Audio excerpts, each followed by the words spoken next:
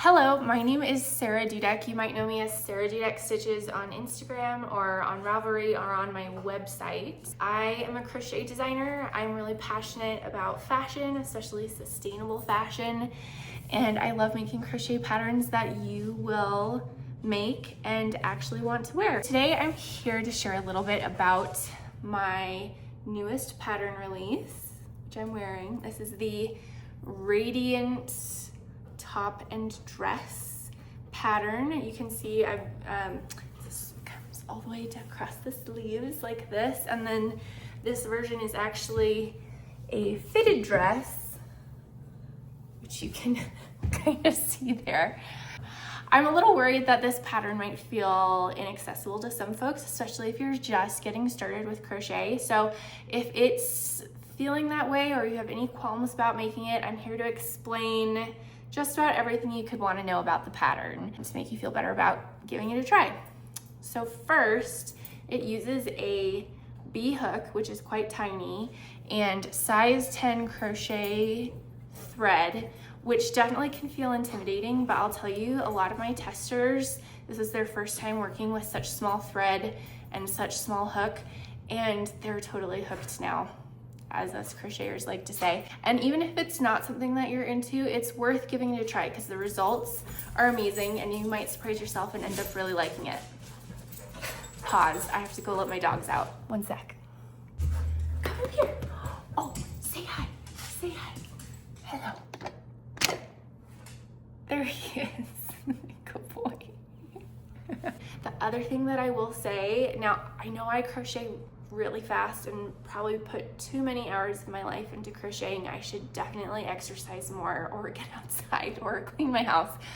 But the top, especially if it's a little cap sleeved version and you're just making it say to here, it actually doesn't take that long to make. I know people are really intimidated by this super small thread, a super thin thread and super small hook, but there's a lot of openness in this lace pattern, so you make a lot of surface area pretty quickly because there's all this opening in all of these stitches. So don't feel intimidated by the fact that it's gonna take you 10 years to make. I mean, it might, and if it does, that's okay. The process is part of the joy. Don't be intimidated by the small size. It really creates a stunning drape. And even if you're newer to crochet, I'll say you create these simply by variations of double crochet stitches and chains. So all of these are double crochet. To decrease, you're doing double crochet 2 together and then a double crochet 3 together at the very tip, and then increasing 2 double crochet into 1 and 3 double crochet into 1 at the very tip. So if you can count stitches and you can work a double crochet and you can work a chain, you can make this pattern. You can. It's also all in chart form, so if reading a lot of description of a lace pattern is really confusing to you, it is to me. I get so jumbled in my head. I have to see it visually, so there's charts for every part of the top. It's actually a very long pattern. I think it's close to 30 pages. So there's charts there to help you. So you've got this. You can make it. I believe in you, and once you make it, I would love to see pictures of it because I think it looks great on everyone, and I'd love to see what you make. Okay, so let's talk about construction for this. So this is a top-down circular yoke. So what that means is you start off up here at the neckline, and then you work it in a circle down to the sleeves. So I'll show you here. I've got another one started because I can't stop with this pattern. I have one in almost every color. I love wearing it. This is kind of what it looks like as you get started. So it starts off with this kind of circular, open in the back series of crochet stitches. And then as you're working, these little diamonds are getting larger and larger as you go. So you can see the diamonds start off small here and then they get larger and larger as you work your way down the body. So you will work this back and forth in rows for a certain amount of time, and then you will join it right here. And what this becomes is your button band. So you can see I'm wearing my button band in front today. You can also wear it in the back if you want like a nice graceful high neck. But where you join here will become your button band. Then you'll work a few more rows and you'll eventually get to where you separate for body and sleeves. So if you've worked a circular yoke before, you probably know what I mean when I say separating for body and sleeves. Hold on, dogs again.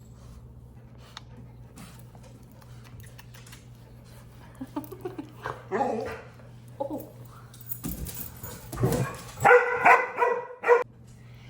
Okay, what I mean when I say separating for body and sleeves, that means that you basically will work a certain amount of stitches across here. That becomes the first half of your back. Then you'll skip a whole bunch of stitches here, and depending on your size, you might actually do some chains here. Some of the larger sizes, you'll do some chains there just to add some space for both your bust and your arm. And this will essentially become where your arm goes through. Then you'll work stitches across what I usually wear in front, but the side that doesn't have buttons. I have the buttons in front today. And then you'll get to another spot where you skip some of these stitches, maybe work some chains, and this becomes your other armhole. And then you work your way back to the center where it's joined. Hopefully that kind of made sense on this very small little demonstration. Now, as I have the pattern written, it's written for, you can make it as a top, so it's just a fitted top that you can end right at your hips, your waist, wherever you would like, or you can make it as a dress. So I am wearing a fitted dress here, which is actually not how the pattern is written, but I will give you a hack for how to make a fitted dress later if you're up for that. This is how the pattern is written, which gives the after you separate for body and sleeves, you keep slowly increasing the size of your diamond motif with each little repeat as you get further down the dress. So the dress ends up having this kind of flared look to it, or like an A-line if you want it to be shorter. So you can stop it at, your knee, or you can keep it going all the way to the floor. It's up to you. Now, you also have the option written within the pattern to make fitted sleeves, which I am wearing here. So here's a fitted sleeve, and now a fitted sleeve, like we were doing increases in the size of the diamond for the body, for a fitted sleeve, we're slowly doing increases. So you can see the diamond is kind of wider up here, and then by the time I get down to my wrist, the diamond is quite small, and that's how you work those decreases to make the sleeves nice and fitted. Now let's talk about some pattern hacks for this dress in case you want to change the silhouette a little bit. So you can make it written in the pattern, short sleeves, cap sleeves, short sleeves, or long sleeves. You can make a fitted top, or I have instructions for the flaring A-line dress, or you can keep it going all the way to the ground so it becomes a maxi dress. Now, that's a puppy again, hold on. My dog is bringing the outside to the inside, and now there's sleeves all over my carpet. Back. Okay, so that fitted sleeve and flaring dress is what works the best for me in my body shape. I tend to have smaller shoulders, smaller arms, and then much larger or wider hips. So that just was what looked flattering on me. But let's talk about how you can hack it if that's not your body shape, which a lot of people have varied body shapes, so it probably isn't. I had one tester who mentioned that she's actually much broader in the shoulders and then has slimmer hips. So she's kind of the opposite triangle shape from what I am. So she did not want the dress to continue flaring out.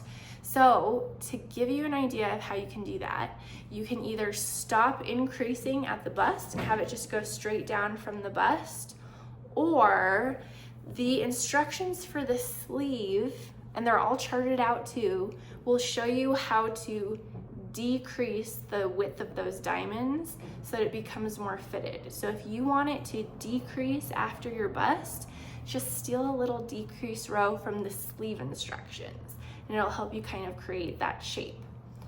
Now, this is also the same if you want, say, a more fitted dress like the one that I'm wearing. So for this one, instead of increasing out after separating for body and sleeves, I kept going straight for a while without any decreases or increases, and then when I hit my waist, I started increasing again to accommodate for my hips. And then once it was wide enough to fit my hips, I just let it work straight down from there. So it's more of a like fitted bodycon shaped dress. Now, if you're going to do this and have your dress be really fitted, you're going to need to add, and I've done this with crochet dresses before, you're going to need to add a little slit on the, I did mine on the side.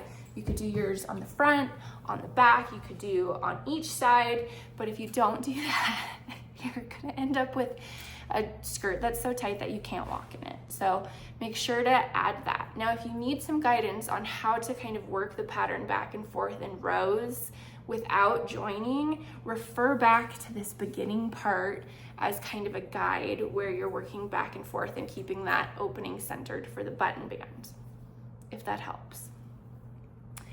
Now, say you don't want fitted sleeves, or you want sleeves that, you know, drape open Renaissance style, or maybe you want them to go puffy and then gather back again at the wrist.